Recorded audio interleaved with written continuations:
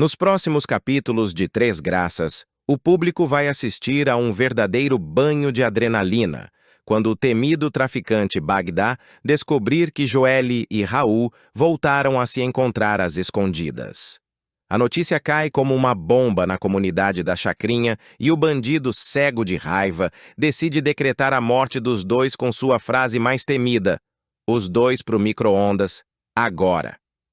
Tudo começa quando Raul, determinado a mudar de vida, decide procurar Joelle para acertar as contas com o passado. Ele carrega no peito um misto de arrependimento e amor. Depois de meses afastado, decide enfrentar todos os riscos para ver a mulher que ama e a mãe de seu filho. Joelle, por sua vez, vive dividida entre o medo e a saudade. Mesmo sabendo que o envolvimento de Raul com Bagdá trouxe destruição, o coração dela ainda pulsa por ele. O reencontro acontece ao cair da tarde, no alto do mirante da comunidade, o ponto mais bonito e perigoso de Três Graças. Lá de cima, as luzes da cidade parecem pequenas, distantes, como se outro mundo existisse além daquele território dominado pelo crime e pelo silêncio das vielas. Raul chega com passos apressados, ofegante, mas determinado. Joelle já o espera, tensa, olhando em volta como quem teme ser seguida. "Você tá louco, Raul? Se o Bagdá descobre que você tá aqui, ele te mata sem pensar duas vezes", diz ela aflita. Raul, com os olhos marejados, segura a mão dela. "Eu não podia ir embora sem te ver, Joelle. Eu não quero morrer sem te pedir perdão. A gente ainda pode fugir daqui, recomeçar em outro lugar." Ela se afasta em lágrimas. "Fugir para onde? Aqui ninguém escapa do Bagdá. Ele sempre dá um jeito de achar a gente. Então eu fico, mas fico por você. Mesmo que seja para morrer, o amor deles, porém, dura pouco." Um som de motor interrompe o momento. Faróis invadem a escuridão do mirante. O ruído de portas batendo ecoa pelo morro. Joelle se vira assustada. Raul fecha os punhos, o coração disparando. E então, uma voz conhecida, fria, debochada, carregada de veneno, corta o ar. "Olha só, seu Romeu veio visitar a dona Julieta, e agora vai se dar mal." É Bagdá. O chefe do tráfico surge ladeado por 4 capangas armados. Ele caminha devagar, saboreando o medo do casal. Seu olhar é o de um predador prestes a atacar. "Vocês acham que eu sou besta? Que não sabia desse teatrinho de vocês? A traíra da Joelle achando que pode brincar comigo, e o Raul, esse verme, achando que pode subir aqui de novo sem pedir licença." Joelle se desespera. "Seu Bagdá, por favor. Eu chamei ele aqui, foi culpa minha. Ele só veio conversar comigo." Bagdá dá um passo à frente, ergue o dedo indicador e faz um sinal para que ela se cale. "Aqui quem fala sou eu, boneca. E eu não pedi explicação. Tá achando que eu sou juiz? Pois eu sou pior. Aqui eu acuso, eu julgo e eu mesmo executo." Raul tenta intervir. "Se quiser acertar as contas, acerta comigo. Deixa ela fora disso." O traficante ri, um riso seco e sinistro. "Olha só, o herói da comunidade. Tá querendo pagar de homem agora? Vai ser herói no inferno." Bagdá se aproxima até ficar cara a cara com Raul. O cheiro de álcool e cigarro o envolve. "Você me traiu, Raul. Me deixou na mão no meio da guerra. Me roubou, me virou as costas e ainda vem aqui se encontrar com a minha mulher. Você sabe o preço disso, né?" "Eu não te roubei, Bagdá. Eu só quis sair. Quis viver." "Viver?" O traficante ri. "Ninguém vive sem minha permissão aqui." Joelle, chorando, se ajoelha. "Pelo amor de Deus, Bagdá, não faz isso. Eu tô grávida." A confissão pega todos de surpresa. Até os capangas se entreolham, atônitos. Bagdá fica em silêncio por um instante, olhando fixamente para ela, como se tentasse processar o que ouviu. Então, com um sorriso torto, responde: "Grávida, é? E acha que isso muda alguma coisa? Acha que eu tenho coração?" Ele cospe no chão, puxa o cigarro e traga fundo. Depois, solta a sentença com uma calma arrepiante. "Os dois pro micro-ondas. Agora." A ordem ecoa pelo morro como uma sentença de morte. Os capangas hesitam, mas um deles pega os pneus, outro abre o galão de gasolina. Joelle grita desesperada. Raul tentou protegê-la com o corpo. Faz isso comigo, mas deixa ela, eu imploro. Tarde demais, Romeu. Aqui o amor acaba em fogo. O clima é sufocante. O vento sopra forte, levantando poeira e lixo. O som do isqueiro acendendo parece o estopim do inferno. Mas antes que o pior aconteça, uma nova voz surge, firme e decidida. Ninguém vai queimar ninguém aqui, Bagdá! É Kellen, surgindo no alto da escadaria. Seu olhar é feroz, o corpo trêmulo de coragem. Ela desce os degraus aos poucos, encarando o bandido sem desviar o olhar. Você perdeu o juízo, é isso? Vai matar a Joelle? Vai matar o Raul? Quer que a polícia feche a comunidade? Quer botar fogo em tudo, inclusive em você? Bagdá fecha o semblante. Sai da minha frente, Kellen. Isso não te diz respeito. Diz sim, porque eu sei o quanto você depende do silêncio desse lugar. Se fizer o que tá pensando, vai cair. O morro inteiro vai se voltar contra você. E tudo por causa de uma mulher? Por orgulho? A tensão é insuportável. Ninguém respira. O barulho do vento parece um rugido. Bagdá encara Kellen por longos segundos, a mandíbula trincada.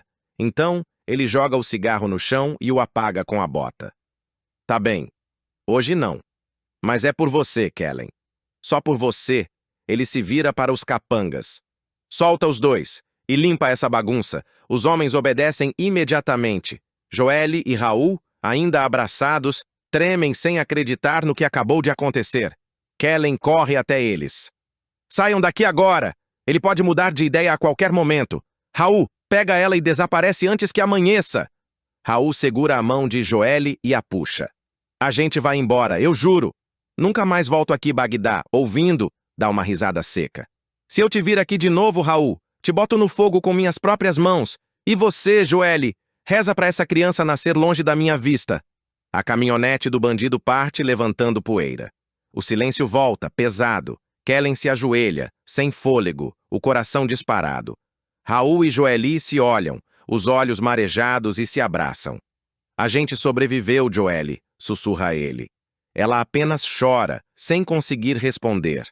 Enquanto eles descem o morro, o sol começa a nascer por trás dos barracos. O vermelho do amanhecer colore o céu. Um vermelho que parece presságio de sangue. Horas depois, Bagdá está em seu quartel-general, sentado na poltrona rasgada, fumando em silêncio. A cena do mirante volta à mente. Ele aperta o punho, furioso. Romeu e Julieta escaparam do fogo, mas ninguém engana o Bagdá duas vezes. Kellen entra na sala, ainda tensa. Você fez o certo. Ele sorri, sem humor. Certo? Eu nunca faço o certo, Kellen. Eu só adio o errado. Deixa eles em paz. Talvez eu deixe. Ou talvez eu espere o bebê nascer para decidir. A frase gela o ar. Kellen sente o medo percorrer a espinha, mas disfarça. Você não vai tocar neles, diz, tentando parecer firme.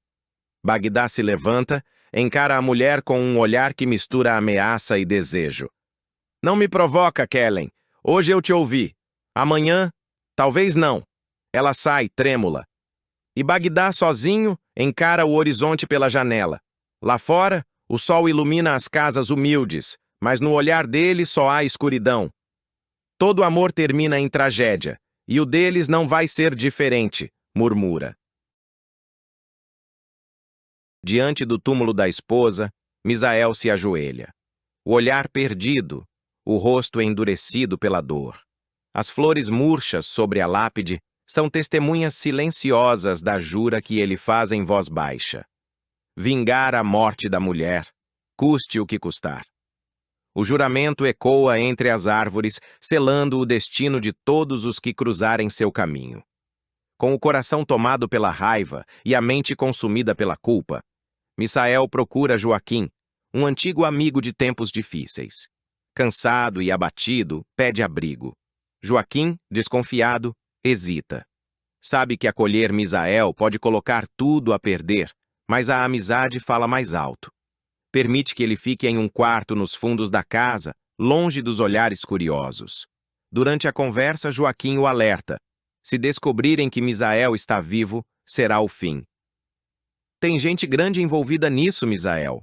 Você precisa sumir de vez, diz ele, olhando firme. Joaquim também deixa claro que não quer se envolver com Lígia nem com Gerluce, duas mulheres que já causaram confusão suficiente no passado.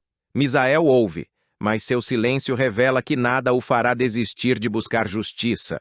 Enquanto isso, em outro canto da cidade, Ferete chega à casa de Zenilda com notícias que mudam o rumo das investigações. A polícia encerrou o caso da morte de Rogério, o ex-sócio de Misael. Segundo Ferete, um bilhete foi encontrado, no qual Rogério confessava a intenção de tirar a própria vida. Zenilda se mostra aliviada na frente do amigo, mas, por dentro, sente que há algo errado. Conhecia Rogério bem demais para acreditar em suicídio. Aquilo foi armação, murmura sozinha, enquanto observa o papel amassado em suas mãos. No mesmo instante, Viviane surge na casa de Gerluce, ofegante, com uma informação que desperta o desespero da cuidadora. Ela viu Joelle na rua, caminhando sozinha, assustada. A jovem havia desaparecido dias antes, e Gerluce ainda não se recuperou do susto. Tem certeza que era ela? Pergunta, quase sem voz. Viviane jura que sim. Tomada pelo impulso, Gerluce decide sair para procurar a filha, mas Arminda, a patroa severa e desconfiada, não a deixa sair. É quando entra em cena Josefa, sempre disposta a ajudar. Com um plano rápido e arriscado, Josefa engana Arminda, dizendo que Gerluce está doente e precisa descansar no quarto. Enquanto a patroa sobe para buscar remédios, Gerluce escapa pelos fundos, com o coração acelerado e a esperança renascendo. Sem saber por onde começar, Gerluce liga para Paulinho, um antigo conhecido da comunidade, pedindo ajuda. Ela tá lá fora, Paulinho. Perdida, assustada. Eu preciso encontrar minha menina. Ele promete vasculhar as ruas e mandar notícias assim que souber de algo. Do outro lado da cidade, Raul caminha apressado. Está inquieto. Sente que está sendo seguido. Um rapaz da comunidade o observa de longe, disfarçando entre os becos e vielas. Raul tenta manter a calma, mas o suor na testa o denuncia. Ele sabe que o passado está voltando e que Bagdá, o homem mais temido do lugar, não esquece traições. Enquanto isso, Kellen, amiga de infância de Joely, decide agir por conta própria. Inconformada com o sumiço da moça, sai pelas ruas perguntando por ela. Até que, em uma esquina deserta, encontra Joely. A jovem está abatida, com o olhar perdido. "O que aconteceu com você?" pergunta Kellen, tentando abraçá-la. Joely hesita, olha para os lados e sussurra. "Eles sabem de tudo. O Raul me enganou." Kellen não entende, mas percebe o medo estampado no rosto da amiga. Antes que possa dizer qualquer coisa, Joely se afasta, determinada a resolver as próprias pendências. É nesse momento que o destino cruza novamente os caminhos de Joely e Raul. Ele se surpreende ao vê-la viva, de pé, olhando-o com ódio e decepção. "Você destruiu tudo!" grita ela. Raul tenta se justificar, mas não há tempo. Um som de motores e vozes se aproxima. É Bagdá e seu bando cercando os dois. O silêncio se instala por um segundo, antes que a tensão exploda. Bagdá desce da moto, encara Raul e sorri de forma ameaçadora. "Achei que você nunca mais ia aparecer." Joely, apavorada, tenta recuar, mas Raul a segura. "Corre!" ordena ele, mas ela não obedece. O olhar firme da jovem mostra que não tem mais medo. "Eu não fujo mais, Raul, não depois de tudo o que fizeram com minha mãe." Bagdá se aproxima, ironizando. "Família bonita, pena que vai acabar aqui." Ao mesmo tempo, Misael, em sua fuga silenciosa, sente algo estranho, um pressentimento. Pega a velha arma escondida na mochila e decide sair do esconderijo de Joaquim. Ele ainda não sabe, Mas os passos que dá agora o levam direto ao confronto que pode mudar tudo. Josefa atravessa a rua correndo e aos gritos, sem ver o ônibus que se aproxima, e é atropelada por ele. Arminda estática, grito de horror de Gerluce, descreve o roteiro do capítulo. O impacto é brutal. O som do choque ecoa pela rua. Josefa cai ao chão, imóvel, enquanto o motorista freia bruscamente, apavorado. As pessoas começam a se aproximar. Arminda, parada na porta de casa, observa a cena com o olhar vazio, o peito arfando. Por um instante, parece satisfeita, como se um peso tivesse sido tirado de suas costas.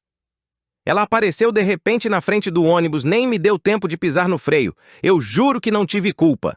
Desespera-se o motorista, tentando explicar o acidente. Logo, Gerluce chega correndo, acompanhada por vizinhos. Ao ver o corpo da idosa no chão, ela solta um grito de horror. Dona Josefa, não! Alguém chama uma ambulância! O silêncio se instala. Todos acreditam que Josefa está morta. Arminda continua imóvel, observando sem derramar uma lágrima. Mas então, algo inesperado acontece. Josefa se mexe. Lentamente, com a voz fraca, murmura. Gerluce, eu ainda estou aqui. Gerluce se ajoelha ao lado dela, chorando de alívio. Eu também estou aqui, dona Josefa.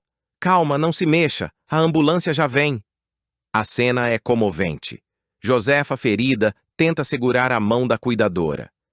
Ela tentou me matar, Gerluce, minha própria filha, sussurra, antes de desmaiar novamente. Arminda, observando de longe, dá um passo atrás, tomada pelo medo de que a mãe sobreviva e conte tudo. Zenilda, ao ouvir a notícia do acidente, volta desesperada, sem imaginar o tamanho da tragédia que está prestes a se revelar. No próximo capítulo de Três Graças, o destino de Josefa permanece incerto, e o segredo de Arminda ameaça vir à tona, podendo destruir tudo o que ela construiu. O mistério que envolve a mansão de Arminda atinge seu ápice quando Gerluce, movida pela curiosidade e por uma sensação de injustiça, decide investigar o quarto trancado onde repousa a escultura As Três Graças. O ambiente sempre foi proibido, reservado exclusivamente à patroa, e a jovem já havia ouvido rumores sobre a importância da peça. Não se tratava apenas de uma obra de arte, mas de algo que poderia mudar o destino de toda a família. Naquele fim de tarde, a porta entreaberta parecia um convite silencioso. Gerluce hesita por um instante, mas o impulso de descobrir a verdade é mais forte que o medo. Ao entrar, a penumbra do quarto revela o contorno da escultura, perfeita em detalhes e formas, como se tivesse sido esculpida para guardar segredos. Ao tocar a base, percebe um leve movimento metálico. Há algo escondido ali. Antes que possa compreender, uma voz cortante a paralisa. Por acaso algum dia eu te autorizei a botar os pés nesse quarto, Gerluce? Ela se vira, trêmula. Arminda está parada à porta, o olhar faiscante, cada palavra carregada de ameaça. Eu só... balbucia Gerluce. Que diabos você está fazendo aqui? Prossegue Arminda, aproximando-se. Vamos, Gerluce, responda. O que está olhando? Gerluce tenta se explicar, mas as palavras não saem com convicção. Não estou olhando nada, dona Arminda. Eu só queria entender. Cheguei. Não tinha ninguém na casa. Vi a porta aberta e pensei que a senhora estivesse aqui dentro. O silêncio se prolonga, carregado de tensão. O coração de Gerluce dispara.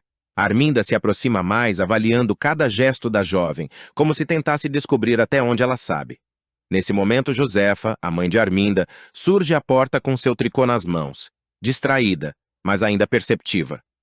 Ela e o Ferete, né? Comenta sem perceber o peso das palavras. Sei lá o que os dois tanto fazem nesse quarto.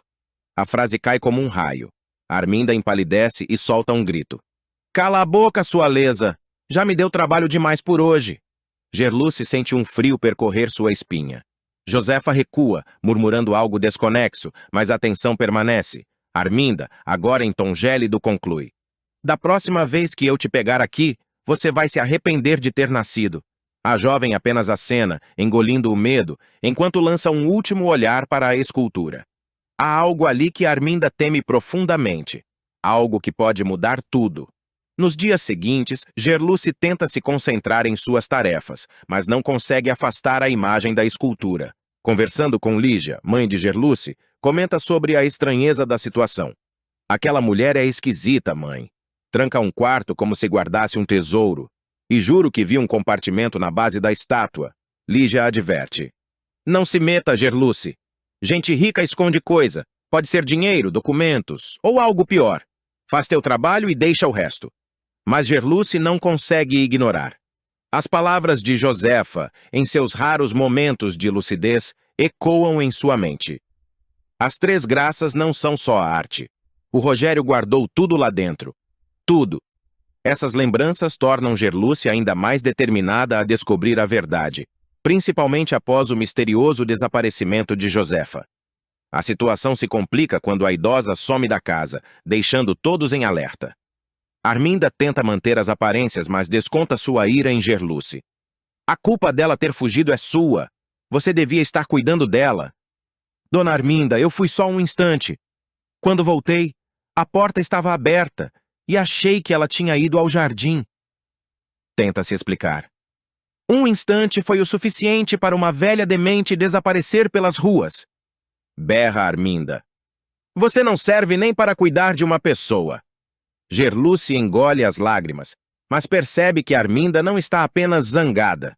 A patroa teme que o segredo da escultura seja descoberto, e qualquer passo em falso pode custar caro. Enquanto todos buscam Josefa, Gerluce percebe que precisa agir com cautela. Ela sabe que algo dentro da escultura pode esclarecer não apenas a fuga da idosa, mas também a verdadeira história do marido desaparecido de Arminda, Rogério. Há um segredo financeiro, algo que envolve valores ocultos e documentos comprometedores que Arminda deseja manter em silêncio. É nesse momento que Ferete, o motorista da casa, se aproxima. Homem de passado misterioso, observa a jovem com atenção e, numa tarde chuvosa, se aproxima no jardim. Eu vi o que aconteceu lá dentro. Aquela mulher é mais perigosa do que parece. O senhor não sabe de nada, responde Gerluce, tentando manter a compostura. Sei mais do que você imagina, rebate Ferete. Se quiser sobreviver nessa casa, vai ter que aprender a guardar segredo. A partir desse instante, nasce uma aliança cautelosa. Ferete fornece informações discretas e ajuda Gerluce a compreender o valor da escultura, alertando sobre os perigos que a patroa esconde. Juntos, descobrem que o compartimento secreto contém não apenas dinheiro, mas passaportes e cartas antigas que podem mudar a história da família. No entanto, Arminda continua observando. Em um encontro inesperado, ela aparece novamente no quarto.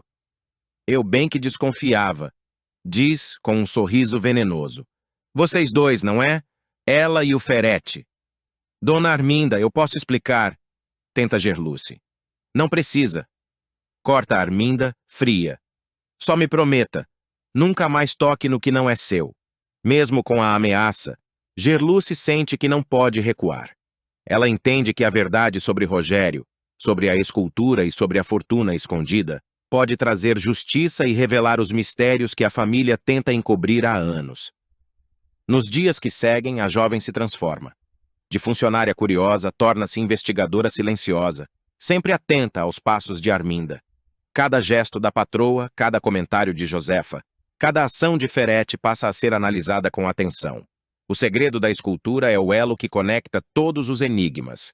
A suposta morte de Rogério, a frieza de Arminda diante do desaparecimento do marido e o passado obscuro que a família tenta manter escondido. Gerluce percebe que mexer com a verdade envolve riscos enormes. Arminda, capaz de manipular e intimidar, mostra que está disposta a tudo para proteger seu patrimônio e esconder o que sabe. Ao mesmo tempo, a jovem encontra aliados improváveis, como Ferete, que parecem dispostos a ajudá-la a revelar a verdade sem colocar suas próprias vidas em perigo imediato. O conflito entre elas não é apenas de patrão e empregado, mas moral e psicológico. Gerluce se vê no centro de uma trama de poder, mistério e chantagem, aprendendo rapidamente que cada passo em falso pode ter consequências graves. A tensão aumenta a cada conversa, a cada visita inesperada da patroa ao quarto, a cada gesto suspeito de Josefa. Mesmo diante do medo e das ameaças, Gerluce sente um crescimento interno. Descobre coragem que não sabia possuir, inteligência para decifrar pistas e paciência para esperar o momento certo de agir. Cada dia que passa, sua relação com Ferete se fortalece, criando um vínculo de confiança e cumplicidade que será essencial para enfrentar a patroa e desvendar todos os segredos. A escultura. As Três Graças deixa de ser apenas uma obra de arte para se tornar o símbolo da luta de Gerluce, um objeto que guarda memórias, riquezas e verdades escondidas. O compartimento secreto, que inicialmente parecia apenas um detalhe, revela-se como a chave para compreender o passado e controlar o futuro da família. A situação, porém, continua delicada. Arminda permanece vigilante, suas ações sempre calculadas, seu olhar frio capaz de intimidar qualquer um. Gerluce sabe que um erro pode custar caro, mas também percebe que, ao lado de Ferete, possui uma chance de descobrir tudo o que foi escondido, revelando a verdade sobre Rogério, a escultura e a história sombria que todos tentam esquecer. A tensão entre curiosidade, medo e coragem transforma Gerluce. Ela passa a compreender que o segredo de Arminda não é apenas uma questão de riqueza, mas de poder, controle e sobrevivência. A jovem aprende a agir com cautela, a observar cada gesto e a construir estratégias para proteger a si mesma e a verdade que descobriu. O confronto inicial com Arminda, embora intenso e ameaçador, é apenas o começo. Gerluce percebe que cada olhar da patroa, cada palavra de Josefa e cada movimento de Ferete possui um significado profundo. O segredo da escultura conecta todos esses elementos, tornando-se a base de uma intriga que promete impactar todos ao redor. Ao final, mesmo diante das ameaças, Gerluce sente uma sensação de vitória silenciosa. Descobriu algo que ninguém mais podia ver, compreendeu a complexidade de Arminda e começou a trilhar um caminho que poderá levar à verdade. A escultura, As Três Graças, antes apenas um objeto de beleza, agora representa esperança, coragem e o início de uma luta que mudará para sempre a dinâmica da casa.